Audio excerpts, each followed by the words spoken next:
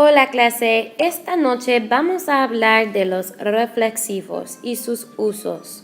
You'll probably remember a lot of this from Spanish 1 and 2, but today we're going to review a little bit y vamos a aprender un poquito más. ¿Qué son verbos reflexivos? A verb is reflexive when the subject and the object are the same, meaning something that you do to yourself. Por ejemplo, Pablo bathes himself. The subject is Pablo, and the object is also Pablo. Therefore, it's a reflexive verb. ¿Y cómo se dice Pablo bathes himself?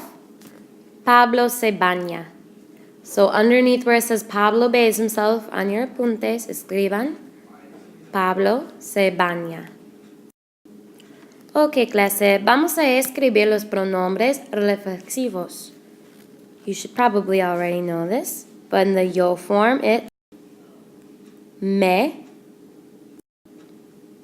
te, se, nos, os, se. These come before every conjugated verb using your reflexive pronoun. Now, classy, let's talk about when we'd use reflexives. So once again, if it's something that you do to yourself, you use a reflexive pronoun. For instance, I wake up. Me despierto. I wake myself up.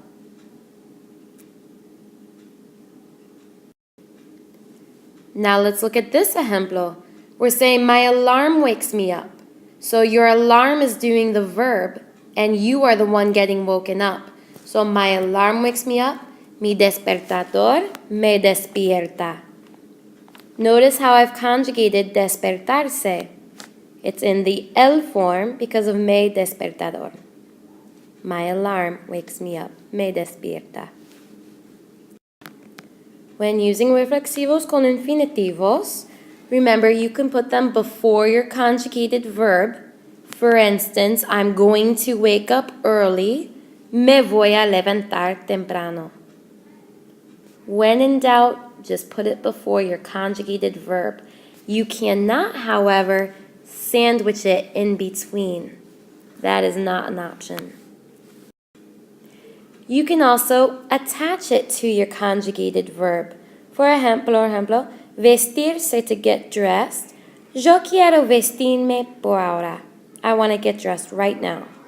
See how I attached it to my infinitive? And you don't need any accents because it's just an infinitive. Vestirme. In this ejemplo, you could also say, yo me quiero vestir por ahora. Ok, y otros verbos. Otros usos de reflexivo.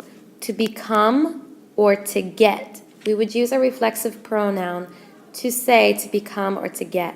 Por ejemplo, we get bored in math class. I'm going to use a reflexive pronoun in front of my board, aburrir. So this would be, nos aburrimos en la clase de matemáticas. Nos aburrimos. We get bored.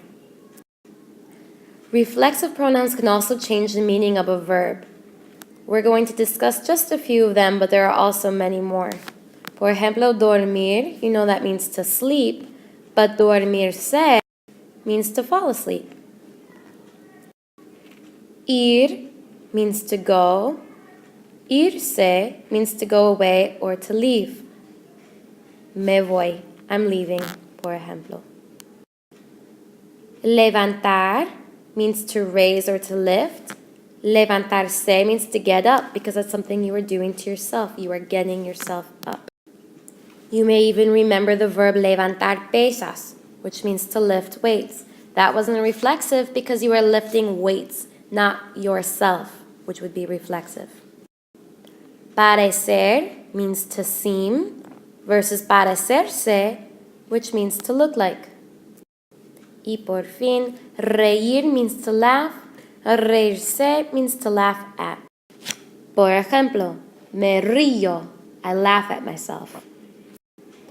Ahora vamos a hablar de otros verbos importantes, como tocar y faltar. Notice that there's no se at the end of these, but we use these as reflexive pronouns. Tocar significa to be someone's turn, like me toca, it's my turn. Or faltar, which means to need or to be missing. Now, like I said, clase, tocar and faltar, when used reflexively, follow the same construction as a gustar verb. So think about what pronoun we use with gustar. We use indirect object pronouns. I would write that down in that little section. You're using indirect object pronouns. Me, te, le, nos, os, les. Also, your verb is only going to be conjugated in the el or the ellos form. Toca or tocan. Falta or faltan. Por ejemplo, tocar.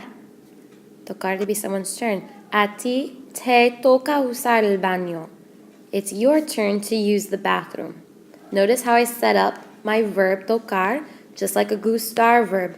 If I want to say Sophia, let's say that little girl is Sophia, and we want to say it's Sophia's turn to use the bathroom, we'd say a Sofía le toca usar el baño.